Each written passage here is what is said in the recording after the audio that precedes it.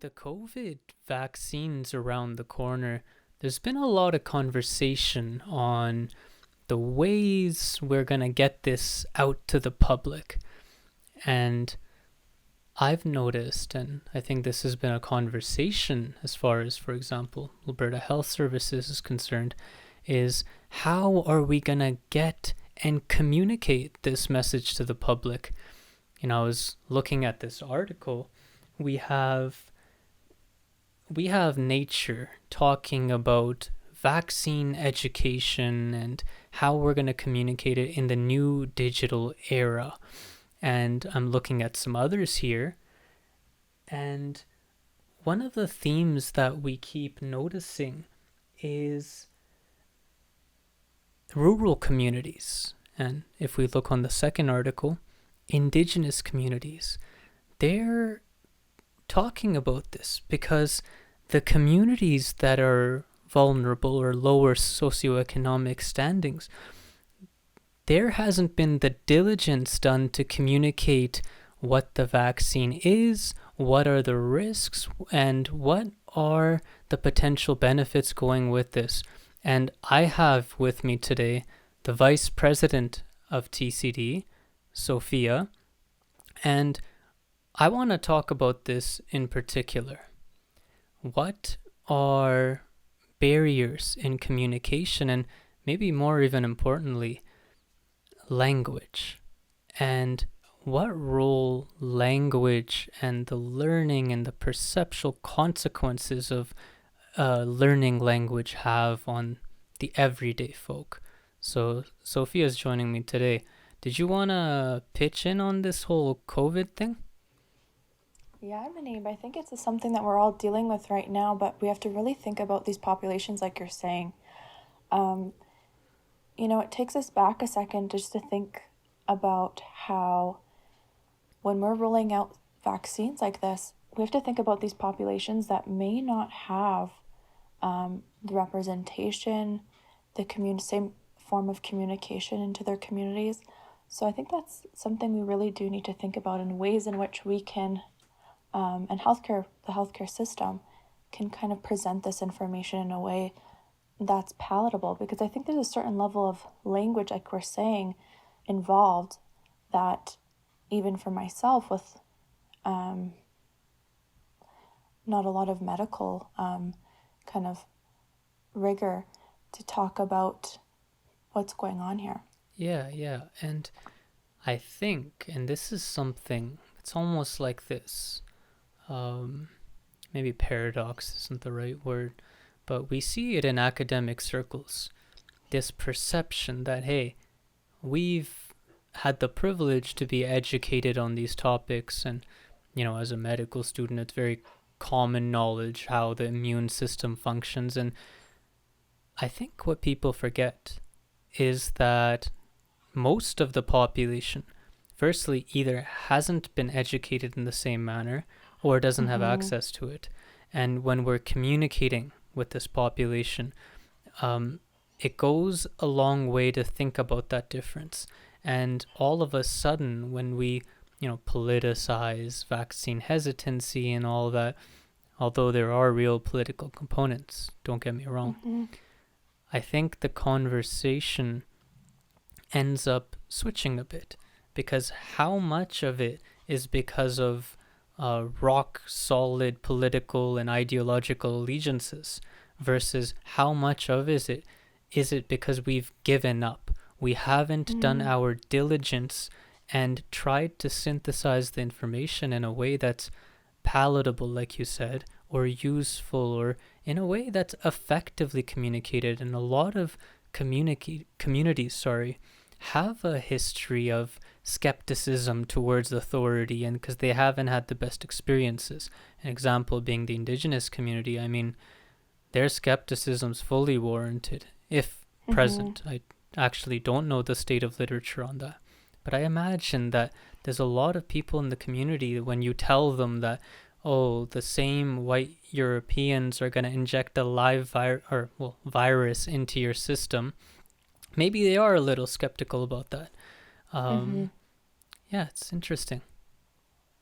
Yeah, absolutely. And if you think about it, the way in which we connect with our world is primarily through language, right? And the forms of communication that are accessible and who is kind of putting out this information is really important as well. Yeah. So I want to actually take this opportunity to talk about a movie, and this piece of art, in my opinion, was a really good way at summarizing some of this. So Arrival, it was in 2016 that it came out. So by the way, there will be some spoilers here for the listeners, but I mean, it's been 5 years, so if you haven't watched this movie yet, I mean, that's all your fault. So let's talk about Arrival, because some of the themes and messages from that movie are so profound. Absolutely. And you've seen that movie too, correct, Sophie? I have seen it. Yeah, Okay. I found it particularly interesting, and I think that it really does tie into this topic a bit. Yeah, it's so cool. So you have, and as a brief synopsis, you have this lady Louise, who's this linguistics researcher professional, and you also have this theoretical physicist. So essentially what happens is aliens come to Earth, and it's interesting because almost every other piece of Hollywood media that's about aliens is about some type of antagonistic battle and humanity's on the brink of destruction. This was interesting because it was more like they come here and humans are apprehensive, but they're here for something else. And it was such a unique way at developing a story on this, well, like I said, Luis and the physicist, I think his name was Ian. Yeah, I think it was Ian, yeah. Yeah, so they spend most of the movie trying to find ways to communicate with these new, like, totally alien creatures, and they're clearly advanced and clearly could pose a threat. So in the brink of everyone, you know, like, the world's apprehensive, the Chinese military is on their toes, and here you have two people who go kind of out of their way to try and figure out, well, what is it that they're trying to communicate with me?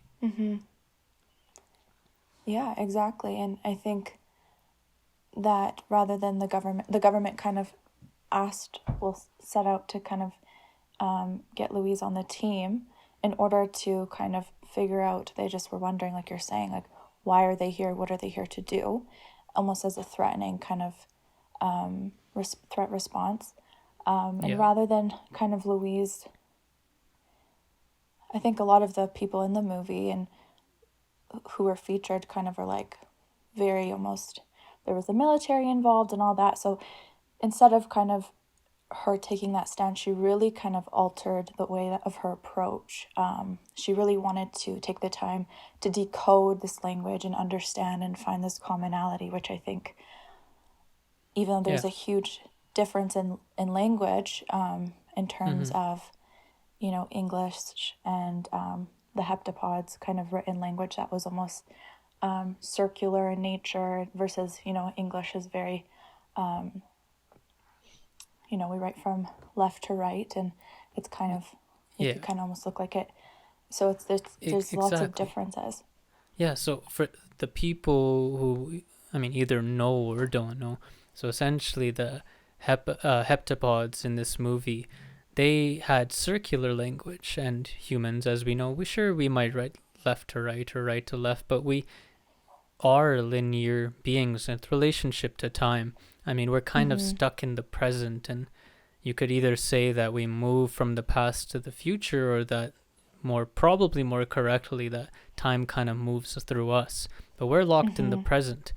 And basically, I think for those who are familiar with it, this kind of touches on linguistic relativity, because exactly, right, and this talks about the Sapir-Whorf hypothesis, which was more so taken forward by them, and they say or claim, and it's a pretty strong claim, that the nature and structure of your language can actually influence your perception entirely. And in that movie, we see these aliens that have circular language, and they also seem to have some type of circular or different relationship with time. And the main character, which was Louise, she speaks linearly and writes linearly. But over the course of the movie, as she's learning their language, her perception of the world goes absurd. I mean, in the movie, she's like starting to see the future and all that. And, you know, one thing that was interesting was Eric Heisner. He was the screenwriter for this movie. He was presented an award at God knows what awards. But one of the comedians, he was a host of that show, when he's being presented this award, he says as a joke, saying that, look how much time, and, you know, like pointing out the fact that this movie was about getting humans to mutually kind of communicate and coexist, maybe not coexist, but at least find a bridge between them and the aliens. But meanwhile, Americans can't communicate with each other. So isn't that the thing? Yeah, exactly. And that's I think one thing that I took away from this movie. Not only was it, you know, it's kind of more a sci-fi take on alien and human, but the idea, like the kind of commonality, like you're saying, is like, how come we can't do the same as human beings with even within our nation, right? And, you know, the Americans are having this issue as well. And almost the idea that this kind of dialogue that Louise kind of creates with this alien species that, you know, automatically were deemed as a threat, even the way that they were perceiving her language, she was perceiving their language and decoding, it was almost seen as this threatening thing rather than an actual gift, because she was later able to, once she was able to understand and fully conceptualize this language, it really did alter her reality, kind of connecting to linguistic relativity. Exactly. Yeah, so, I mean, this doesn't just stretch to aliens and sci-fi. What's interesting is we have a lot of evidence for this, between maybe not to the degree of there's people who can predict the future, but we do see degrees of language differences in, what is it, 7,000-ish, 6,000-ish languages that exist on Earth. And yeah, you were mentioning about color differences. For example, was it Russians? Yeah, so I was watching this TED Talk. A researcher was presenting on this kind of some real world examples of linguistic relativity, and this Russian example came up, and I thought it was really interesting about the color blue. You know, in English, and as English speakers, we kind of see blue as this umbrella term, right? For those various shades within this blue range, but in the Russian language, they actually have two separate terms that kind of are isolated for light blue and dark blue. So even the way that I phrase that light blue and dark blue it's depending on shade, but for them it's a whole separate color. And they were able to see that the way that they were able to conceptualize it cognitively was completely different, as if it was a whole other color. And I thought that was really interesting. To us, it's just blue. Like, yeah, blue is blue, and like there's so many different shades of blue. Like even you were like teal, that's still part of blue. Like, you know, we're just kind of have this range of colors, which, I mean, that's what we're used to, and that's the way that our language has shaped our perception of color. But it was super cool too. Yeah, so the video you're referring to, I you know, they gave another cool example, which is, you know, to me this almost feels like sci-fi, although it's real. Yeah. And there's this indigenous group in Australia that they think their whole language is structured around direction, which is pretty cool. So even like their greetings is with relation to where are you going, and someone will answer with northeast, for example, right? Like the actual, like, where are they going? And it's always directions with relation to the environment. And Mm-hmm. apparently, the way they can understand time, we will, again, think of time kind of just passing through, but Yeah. they think of time with relation to Earth fixed coordinates. Like, how That's cool is crazy. that? But Yeah. in the same token, you could imagine that, like, trying to communicate the same things in the same way you would communicate it to English speaking folks. Yeah. That probably wouldn't It work, right? it's not the same. Like, it completely changes the way that our communication is, right? Because like the fact is that like language is the key to communication and interpretation of the world. So if I were to, come upon these people, they would have no idea what I'm talking about. Even if I were to learn their language, even the concept, if I were trying to describe something, I wouldn't be able to, even with translation or whatnot. I mean, unless the person knew to translate those, but direct translation wouldn't work, right? That actually reminds me of a time. So I'm on a research study studying the resettlement experiences of Yazidi and Syrian refugees here in Calgary, and then also Rohingya Muslims and Syrian refugees in Chicago. But anywho, I have a great example that came to mind when we're talking about linguistic relativity that I came upon while interviewing some families. So we came up with this interview method, and we came up with all these questions that we wanted to kind of ask the participants, and one of them was like rating their experiences with the resettlement agency. And I mean, in English, we're kind of used to, I mean, people probably send you those surveys all the time where it's like rate 1 to 10, or use the little scale Yeah. from 0 to 10 about your experience, 0 being it's been a horrible experience, to 10 being it's been wonderful.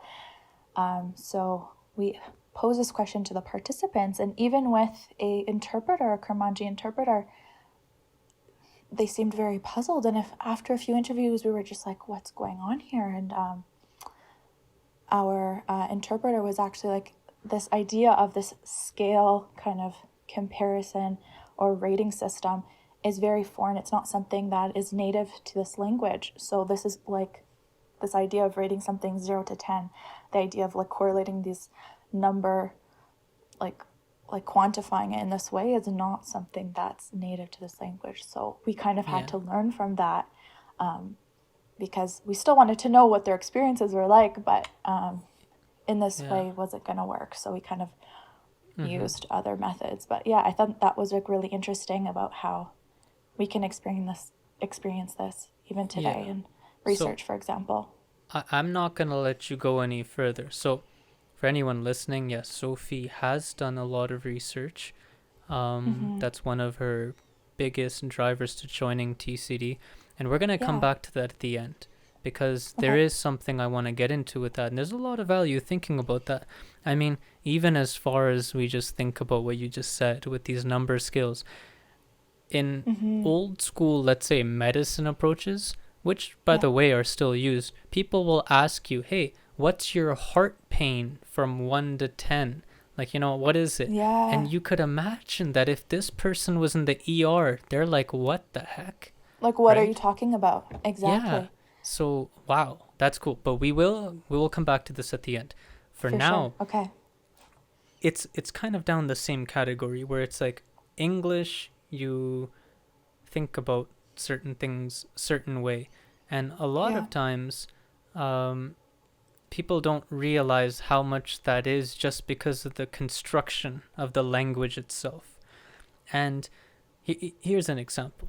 So English, what is it, 1500s, around somewhere that time it started getting developed. It's a baby. Okay, it's an infant language. It's really right, like it's new, but there's something nice about that as well. Like that means it's been evolved from other languages where it's taking pieces, and it's also been evolved in an area that included industrialization and technological boom, so potentially a lot there. But language, at least to me, and how I understand it, it seems to develop in a reciprocal relationship with its environment. And we, since around that time, you could say around the post-Enlightenment time, we've kind of changed the way we think in society. Everything's hard science, and you go make money, and consumerism and flashing lights and all that stuff. And I wonder how much that had to do with the construction of, for example, English. Because let's take something like, when you say a language is romantic, and you can has see that beautiful. Exactly, and you see elements of that in their culture and the way it expresses itself. And English seems to be, I don't want to be too harsh. It butchers the beauty. Right? Like, I don't want to be harsh, but where's the soul? And for sure. you could imagine that communicating with groups, first there's a language barrier. Communicating with someone who doesn't know English, that's tough. But there's ways around that. But another thing is that they don't even see the world the same way. Maybe they don't see it from some individualistic, go get your bread, like that perspective. Maybe they see it from like a work hours should be done at 4 or 5 and you should spend the night with family every day perspective. And I feel like you may have experienced that yourself as well. For sure. Even just the idea of what life looks like, right? I mean, it could also be societally, like, has also influenced us, but just the way that we kind of perceive community and what it means to be connected, and that I feel like, I mean, even in my own research, I've heard lots of individuals state like the hardest part about being in a new society is just the way of life. Like, they're so used to being very social, or even the way that I look at, if I think of my own life, anytime I've had to directly translate certain phrases, for example, in Arabic, it just doesn't have that same beauty. It doesn't have that same depth. And that's what I think also it's really interesting, because like if you were to directly translate something, you're just like, what does that even mean? Or I've experienced like in research where the interpreter is explaining something and I'm just like, it sounded so beautiful when they were saying I didn't, but the way that it translated isn't as kind of, doesn't have that same moving effect. And I wonder if it's the same thing with English being translated into other languages with certain phrases, but exactly, I haven't experienced that side of it, but absolutely. I think you have a good point, because this brings up a practical challenge, because we were at the start of this podcast, we were talking about COVID health policy and it's the barriers to communication, and I hope some of the stuff we've talked about kind of gives that a new perspective, because all these things, vaccine hesitancy, that's just one part of it. We're talking about something as simple as the transformation of health policy and how to stay safe, because you could imagine everyone's trying to stay safe.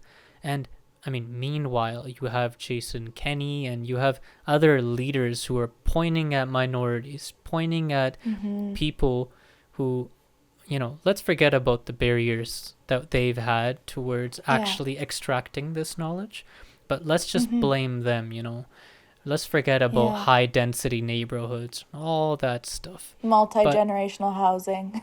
Yeah, exactly. And it's crazy, because the claim from the perspective of someone like Kenny, people from that side of the debate, you could say, it might be something like people of low socioeconomic footing, I don't know the correct word there, they are less motivated to abide. And there's always, and you see this in America all the time, it's always about how well do you abide to rules. And at the same time, you brought up something I thought was pretty profound during the arrival thing. It was kind of just tucked in there. And it was how much effort it took to even understand a single sentence. And Exactly. and people in the West sometimes, they see refugees and immigrants as like these alien people, right? Yeah. And no effort, and these are our fellow human beings, no effort is given to try and communicate. I actually Mm-hmm. know this physician. He's an infectious disease doctor, an MD in the United Mm-hmm. States. Yeah. And on his Twitter, because he's actually made a special effort to try and communicate with those who need the knowledge the most. And you would Oh, imagine okay. that it's the rich white folks that are interacting with his messages the most. But no, Mm-hmm. and whenever I scroll through there, it's people from developing countries like India and other Mm. places like going like, "Hey doc, how do we stay safe? Should we be washing our groceries?" Like these questions that they don't even have the answers to. So it makes you think. Like, It really is does it, make you think. yeah. Like, It's is a it a figure that, communication barrier, or is it we're not just even attempting to communicate with them? exactly. I think that's a prime example. I'm glad you share that because a lot of the time in the policy world, I mean, I'm not super involved in the policy world, but we think that maybe if we just translate documents into a different language, that that's enough, right? Even just taking away the language barriers, right, that we're talking about, just the fact that no one's reaching out to these populations who want to abide, they want to understand, but they're being flooded with, you know, this fear, this confusion, and like having someone with the proper knowledge on a platform that's a lot more accessible than maybe getting in contact with someone in the health side of things, maybe they're a doctor or whatnot. This person is able to connect with these populations internationally. That's huge, and I think that's something that we should all learn from, right? And Mm-hmm. yeah. Yeah, because I feel that there's there's so many issues with in like the basic concept of injustice.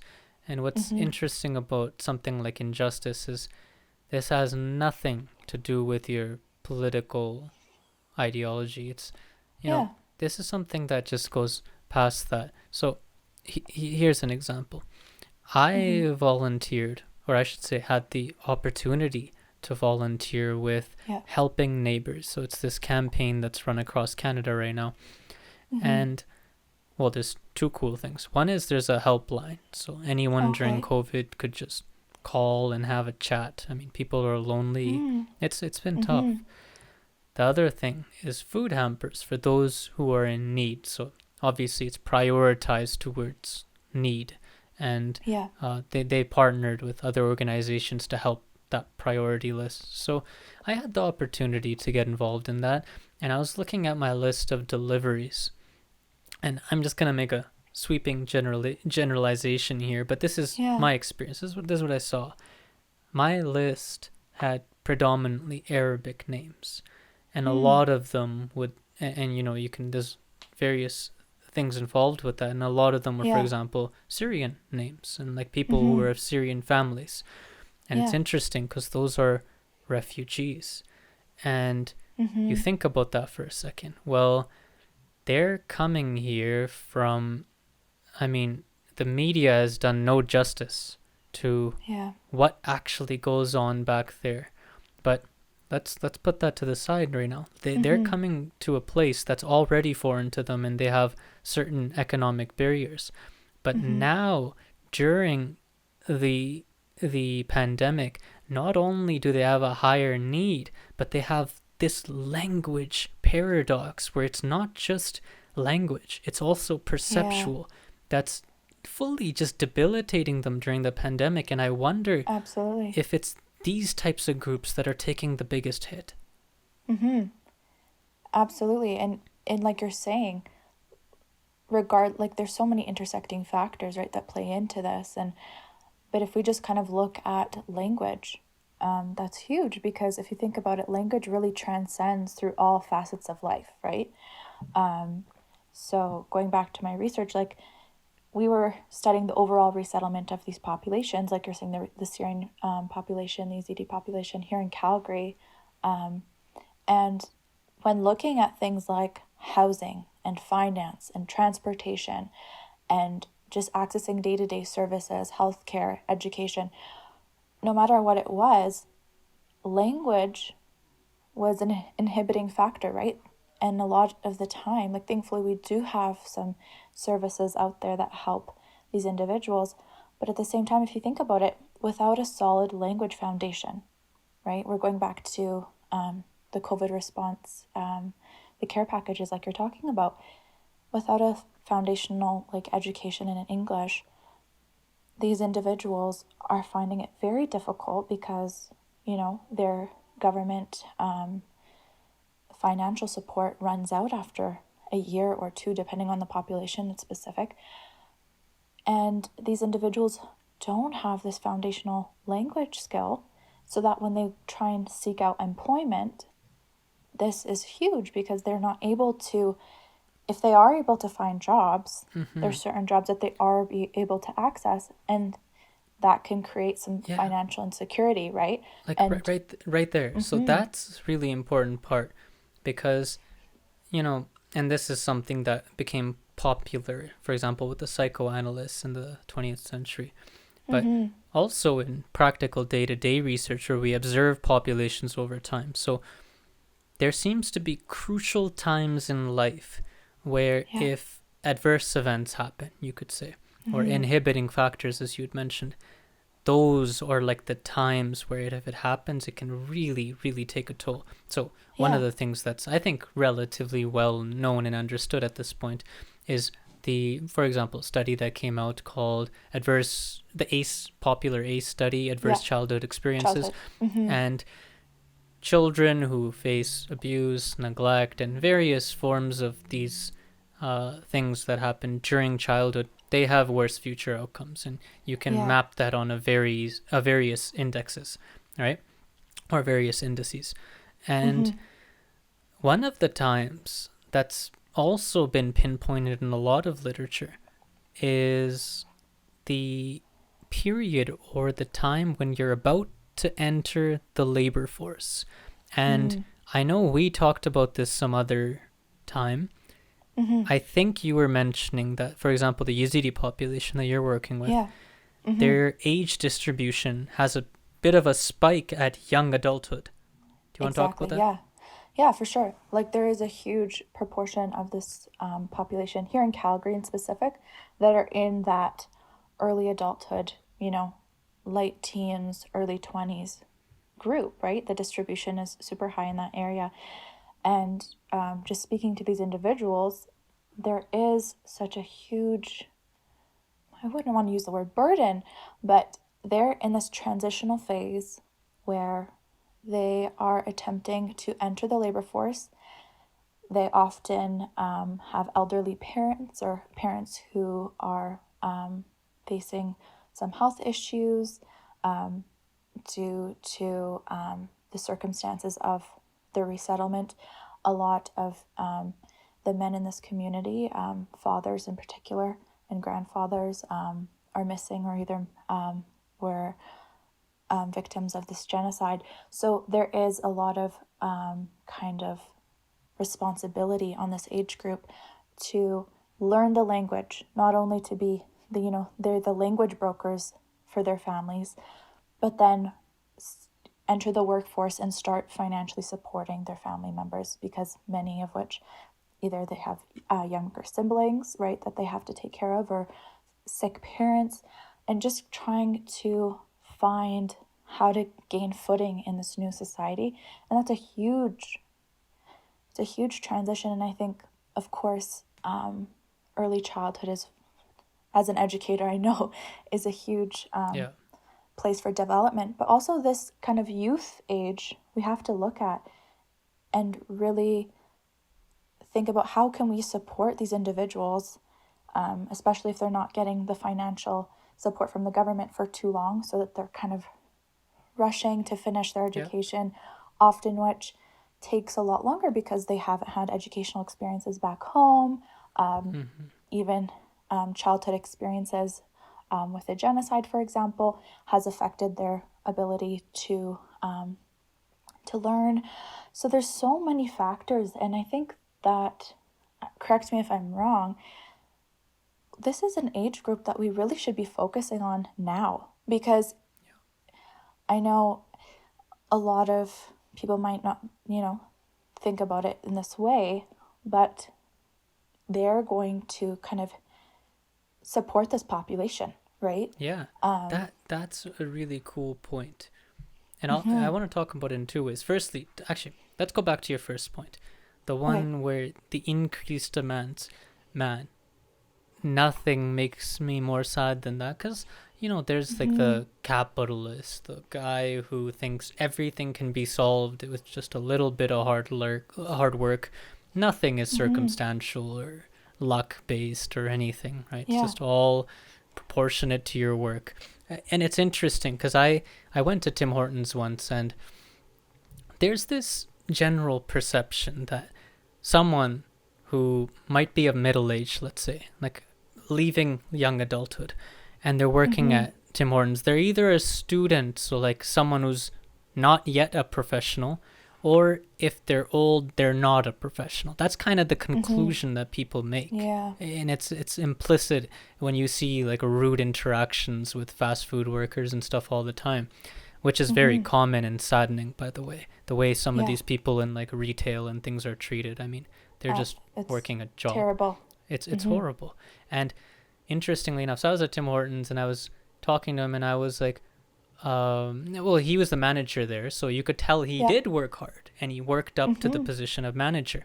And he tells me that, well, he asked me, what am I doing? And I told him I want to get into medicine because I was in my undergraduate at the time.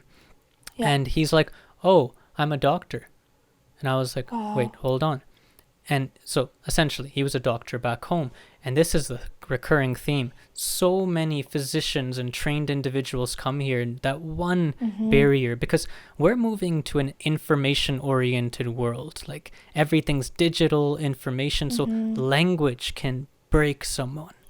And for sure, even in the medical community, you talk to so many of these LPNs, right? And they're, so essentially, for those who don't know, in nursing, you can either get a 2-year diploma for LPNs, or you can be a registered nurse, which is a full degree. And LPNs have slightly more restricted working environments and, I guess, division of labor. And basically, many of them are doctors back home. And many of them had trouble adapting to the very strong requirements that come here. And I think, okay, so let's go to your second point now. This goes into the idea of like, well, what do we do? People don't know the language, and you just argued for the first half of this podcast that it changes their perception too. So what the hell do we do about that? And it's interesting because most of the people who tend to have that view, they feel that it's too much effort, or it's not worth it. Or if you're, I guess if you're coming from the capitalist, like hard work perspective that you came from before, you could even argue that, well, you know what? They're coming to an English-speaking country. They need to get with the times. And I wonder how capitalist that is of you, because the capitalist in me, the part of me that's potentially capitalist, would argue that we might want to teach them and communicate with them, because a lot of the people that come here come with good educational backgrounds, and a lot of historic policies in Canada have used immigration as a way and means to bolster our economy. So if we don't communicate with this group of people, and if we don't teach them and integrate them into the system, we are not capitalizing on the talents and the potential influence that they can make on the system. And I think what people forget is that people, humans, and this is something that collectively defines us, we have potential, and we have this ability that if the right person at the right time gives us a small helping hand, and I won't go into philosophies of generosity and things that age back to, millennia. But Mm-hmm. what I will say is that even from the cold-hearted perspective, it might be in our interest to help these people for the goal of overall helping the world or Yeah. our system. Does Yeah. that make sense? I don't know. No, that totally makes sense. Yeah. Going back to what you're saying, like, I guess the capitalistic society that we come from, we kind of take this deficit perspective, right? Like you're saying, we look down upon individuals. I mean, I hope that I don't, but as a society, we could say so. We look down upon individuals that are English language learners, who are newcomers, who are immigrants, refugees, regardless. And what if we kind of changed our perspective on that, right? There is so much work and struggle and unrecognized ambition that are present in this population. I actually did kind of a specific study of UZD school-age children and kind of around the idea of career aspirations and educational aspirations. Mm-hmm. And you should have seen the amazing things that these youth who have gone through the most horrific experiences in genocide. You know, I had young girls saying that they wanted to be the Prime Minister of Canada. Wow. I had young boys who wanted to be Yeah. painters and artists, and, you know, a lot of them wanted to become teachers because those are the people that impacted them. So if we just look at it, I mean, this is the educator in me that's kind of looking at it from this perspective. If we look at this, you know, regardless, I'm kind of talking population specific, but if we look at our youth in the immigrant and refugee communities, even within our own city, imagine what could happen if we just supported these individuals in their aspirations and dreams and provided the support for them. Yeah. How beautifully it could impact our society. And they're in this position where, you know, now is the best time to learn. And as someone who's specializing in English language learning as my concentration of education, you know, this age group is at the point where they are in the position, this is where they should be learning, this is where they should be given this education and this support. And I think that's where we should go with this. Yeah, because when we were talking, we were kind of brainstorming, Sophia and I, the topics that we might discuss in this. You said something I thought was cool, which was there's, you know, as far as incentives for why we might want to look at this issue a little more than we do.